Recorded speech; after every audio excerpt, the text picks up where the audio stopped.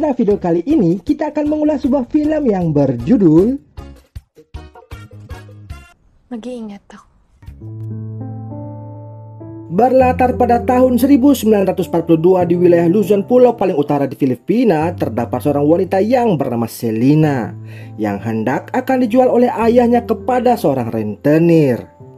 Di masa itu, Jepang sedang gencar-gencarnya menjajah negara tetangga yang menyebabkan perekonomian di sana menjadi kacau sehingga banyak penduduk yang terpaksa meminjam uang kepada saudagar kaya atau menggadai apapun untuk bertahan hidup. Ketika dalam perjalanan, sang ayah yang bernama Berong ini dipanggil oleh Bino, temannya si pedagang tua, untuk mampir sejenak. May mahahawakan ka ng pera. Erong! Istri Bino yang bernama Mailing sangat bersedih ketika tahu Selina akan dijual. Namun Berong tidak memperdulikannya dan mereka pun lantas melanjutkan perjalanan.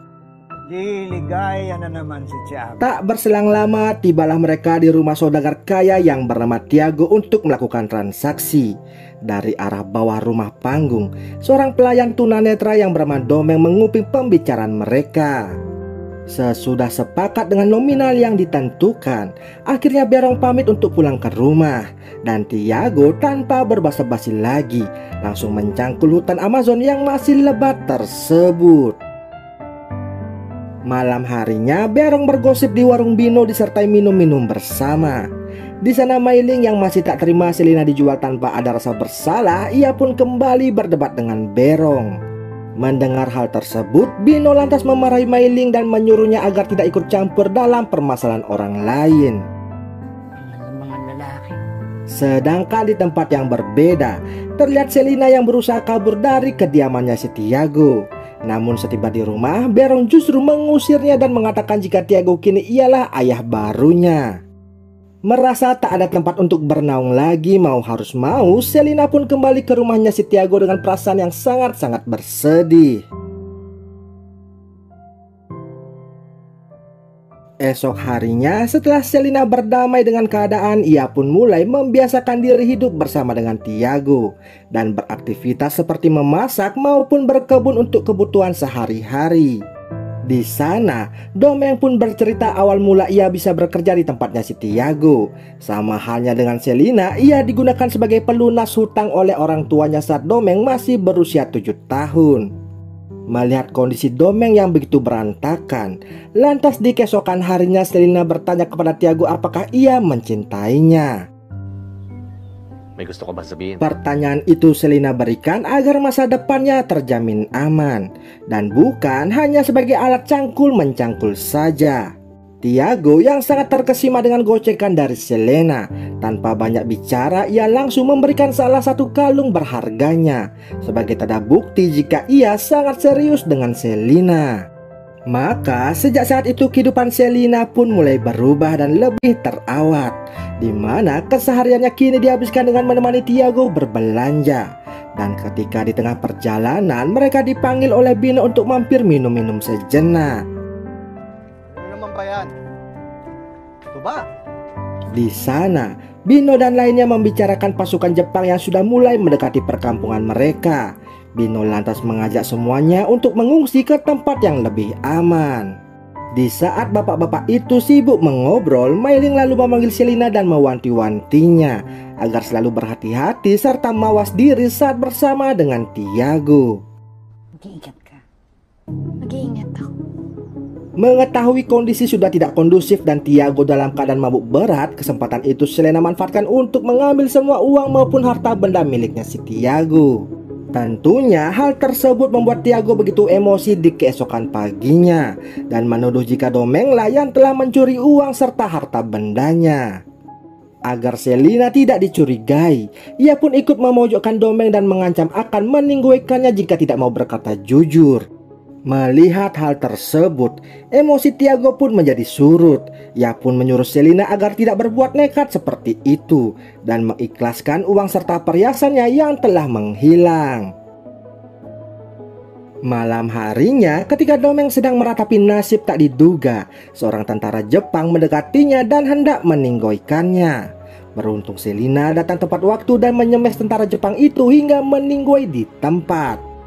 Selina kemudian meminta maaf karena sudah memfitnah Domeng sebelumnya.